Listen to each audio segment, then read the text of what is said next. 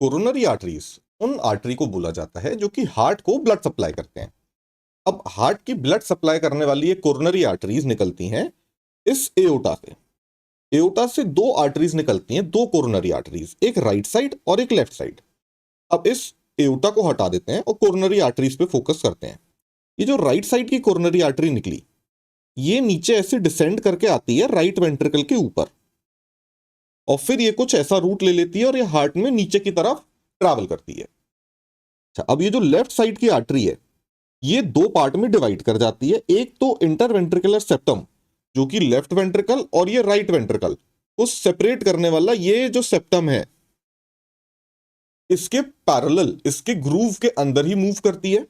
और दूसरी artery heart के आसपास को चक्कर सा लगाती है, ये आगे से आएगी और पीछे जाके ये हार्ट में ऐसी पीछे चली जाएगी। अब इन कोरोनरी आर्टरीज का नाम होता है, राइट साइड की कोरोनरी आर्टरी का नाम है आरसीए। आरसीए का मतलब होता है राइट कोरोनरी आर्टरी। बहुत सिंपल नाम है याद रखने के लिए, कोरोनरी आर्टरी जो कि राइट साइड है। जो लेफ्ट साइड की कोरोनरी आर्टरी है, यहां से यहां तक, इसको बोला जाता है लेफ्ट मेन, LM यानी कि लेफ्ट मेन। और फिर ये दो पार्ट में बाइफरकेट करती है।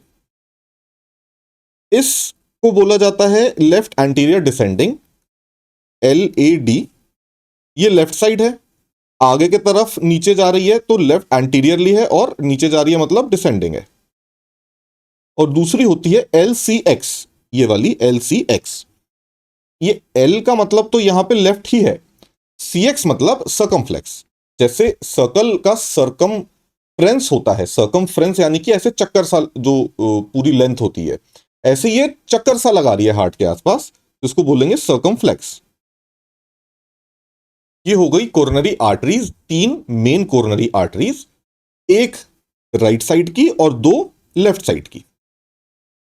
अच्छा, अब ये कौन कौन से एरिया को सप्लाई करती हैं, उसके लिए आपको पहले ये पता होना चाहिए कि हार्ट के वॉल्स को, हार्ट की जो दीवारें हैं, वॉल्स हैं, इनका नामकरण कैसे हुआ है, इनको कौन सी वॉल को क्या बोलते हैं। तो पहले आप अपना घर का कमरा इमेजिन करिए। ये कमरा कुछ आपका ऐसा क्यूब शेप का होगा। अब इस क्यूब में जो ये सबसे आगे वाली दीवार है, इसको बोला जाता है एंटीरियर। जो सबसे आगे है वो एंटीरियर, और जो पीछे के साइड होती है इसे बोला जाता है पोस्टीरियर। जो आगे है वो एंटीरियर और पीछे वाले को पोस्टीरियर। फिर ये जो साइड की दीवारें हैं, ये और ये, इनको बोला जाता है लेटरल वॉल्स। दोनों तरफ जो साइड की दीवारें हैं ये लेटरल हो गई। अच्छा, और जो ये ऊपर की दीवार है या ऊपर की छत है, इसको बोला जाएगा सुपीरियर। और जो ये नीचे फ्लोर है, इसको बोला जाएगा इंफीरियर। ऐसे ही हमारा जो हार्ट है, इसकी 6 की जगह 5 दीवारें होती हैं। छठी दीवार यानी कि जो छत होती है, जो ये होनी चाहिए दीवार, ये नहीं होती। ये इसलिए नहीं होती क्योंकि हार्ट के लेफ्ट वेंट्रिकल की कोई छत तो होती नहीं है। हार्ट में लेफ्ट वेंट्रिकल में ऊपर से लेफ्ट एट्रिया होता है, और ऊपर से लेफ्ट एट्रिया के थ्रू ब्लड आता है, लेफ्ट एट्रिया से लेफ्ट वेंट्रिकल में। तो सुपीरियर वॉल जो होनी चाहिए वो नहीं होती, यहां पे होती है इंफीरियर वॉल। लिटरली यहां पे ये हो गई लिटरल वॉल। अब ये जो इंटरवेंट्रिकुलर सेप्टम है, लेफ्ट वेंट्रिकल और राइट वेंट्रिकल के बीच में इंटरवेंट्रिकल सेप्टम होता है। तो इस सेप्टम के पैरेलल अगर आप ये वाली दीवार, सेप्टम के साइड की जो वॉल है, उसको बोलेंगे सेप्टल वॉल। वैसे ये होता सेप्टम ही है, इसको बोलने के लिए सेप्टल वॉल कह देते हैं। अब बचा हुआ जितना भी है आगे का पोर्शन है, ये पूरा हो गया एंटीरियर वॉल। और जैसे एंटीरियर है वैसे ही उसके पीछे पोस्टीरियर वॉल होगी, तो उसको कुछ यहां पे ऐसे डॉटेड लाइन से दिखा देते हैं। ये हो गई पोस्टीरियर वॉल। तो हार्ट की टोटल 5 वॉल्स हो गई, लिटरल, और लिटरल के opposite septum, septal wall. Inferior, उसके ऑपोजिट जो यहां सुपीरियर होना चाहिए वो नहीं होता, एंटीरियर, और एंटीरियर के पीछे पोस्टीरियर। अब अगर आप वापस कोरोनरी आर्टरीज पे आ जाएं, तो कोरोनरी आर्टरी, जो राइट कोरोनरी आर्टरी होती है, ये सप्लाई करती है इंफीरियर वॉल को।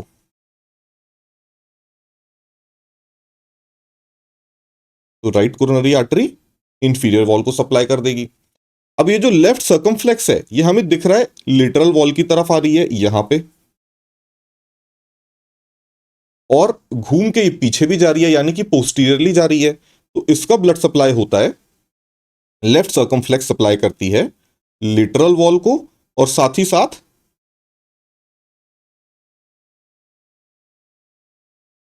पोस्टीरियर वॉल को।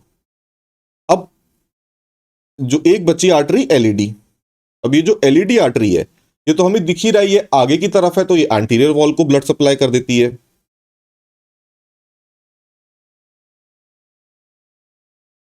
तो ये जो एंटीरियर वॉल है पूरी ये सप्लाई होती है एलईडी से। अब एंटीरियर वॉल के अलावा ये जो सेप्टम है, एंटीरियर वॉल के अलावा जो सेप्टम है ये भी एलईडी से ही सप्लाई होता है। तो एंटीरियर वॉल और ये सेप्टम या फिर सेप्टल वॉल ये दोनों होता है एलईडी से सप्लाई। ठीक है, अब देखिए ये तो हो गया लेफ्ट वेंट्रिकल का ब्लड सप्लाई जो कि 3 कोरोनरी आर्टरीज मिलकर कर रही हैं। अब इसी में क्या होता है, एक छोटी सी आर्टरी निकलेगी आरसीए से जो एसए नोड के पास जाएगी, एवी नोड के पास भी जाएगी, इधर राइट एट्रियम में भी कई ब्रांचेस चली जाएंगी और राइट वेंट्रिकल में भी चली जाएंगी। तो इंफीरियर वॉल के अलावा आरसीए का blood supply right atrium, right ventricle, SA and AV node इनके पास भी जाता है।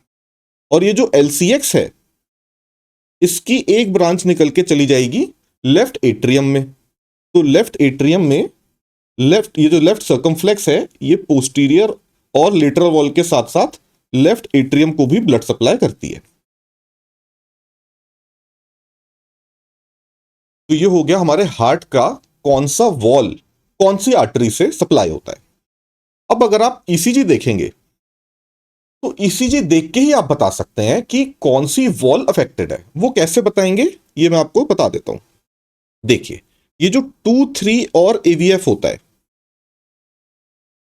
ये 2-3 एवीएफ सप्लाई होता है आरसीए से, मतलब इंफीरियर वॉल को रिप्रेजेंट करता है। और 2-3 या एवीएफ में एसटी एलिवेशन मिलेगा तो आप समझ सकते, आप तुरंत समझ जाइएगा कि ये इंफीरियर वॉल का इंफाक्ट है यानी कि आरसीए टेरिटरी का इंफाक्ट है।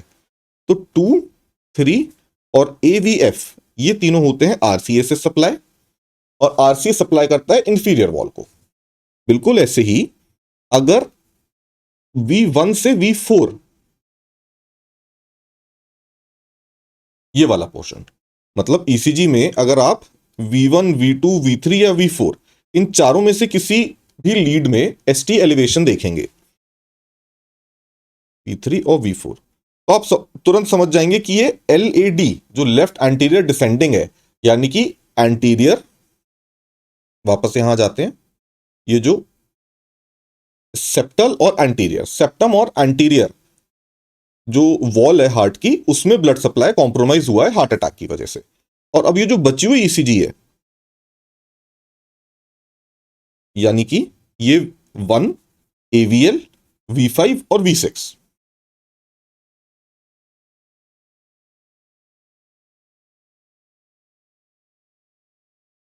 ये होता है LCX से सप्लाई यानी कि लेफ्ट सर्कमफ्लेक्स से। लेफ्ट सर्कमफ्लेक्स सप्लाई करती है लेटरल वॉल को और पोस्टीरियर वॉल को। तो कभी भी ईसीजी देख के कोई भी अगर आपका सीनियर बोलता है कि यार ये तो ऐसा लग रहा है इंफीरियर वॉल इंफाक्ट हो गया, तो इंफीरियर वॉल का इंफाक्ट मतलब आरसीए में कहीं पे ब्लॉकेज है, कहीं पे प्लेग बना हुआ है और उसको 2-3 या एवीएफ इन तीनों लीड्स में या इन तीनों में से किसी एक लीड में एसटी एलिवेशन दिख रहा है। अब मान लीजिए एक से ज्यादा एरिया में इंफाक्ट दिखे, मतलब अगर किसी को V1, V2, V3 और V4 इन चारों में तो दिख ही रहा है, मतलब एलईडी टेरिटरी में दिख रहा है, और साथ ही साथ 1 AVL और V5, V6 इसमें भी दिख जाए, मतलब इस पूरे पोर्शन में दिख रहा है ईसीजी के, और साथ ही साथ 1 और AVL इन दोनों में भी दिख रहा है। तो इसका मतलब होता है कि एलईडी और LCX दोनों में ब्लॉकेज है। मतलब वापस अगर हम अपनी डायग्राम पे आए तो यहां एलईडी में भी बहुत बड़ा ब्लॉकेज है और यहां LCX में भी बहुत बड़ा ब्लॉकेज है। ये भी पॉसिबिलिटी होती है कि एलईडी एलसीएक्स में ब्लॉकेज नहीं है इतने बड़े, लेफ्ट मेन में बहुत बड़ा ब्लॉकेज है, इसलिए ये दोनों जो इसके ट्रिब्यूटरीज हैं एलईडी और एलसीएक्स, इन दोनों के एरिया में एसटी एलिवेशन हमें मिल रहा है और अटैक हो रहा है। अगर किसी पेशेंट की सारी लीड्स में, मतलब ये जो V1 से V6 है, V1 V2 V3 V4 V5 V6, इन सारी लीड्स में, और साथ ही साथ 1 2 3 AVL और AVF, इन सारी ही लीड्स में अगर STT चेंजेस दिख रहे हैं या ST एलिवेशन दिख रहा है, तो हम ये भी समझ सकते हैं इसका मतलब कि RCA में भी इन्फाक्ट है, LED में भी इन्फाक्ट है और LCX में भी इन्फाक्ट है। और ऐसी ही सिचुएशन में बाईपास करी जाती है जिसमें यहां से यहां, यहां से यहां और यहां से यहां ऐसे बाईपास ग्राफ्ट लगा दिए जाते हैं ब्लॉकेज के, ब्लॉकेज को बाईपास करके ब्लड सप्लाई हो पाए पूरे हार्ट में, इसलिए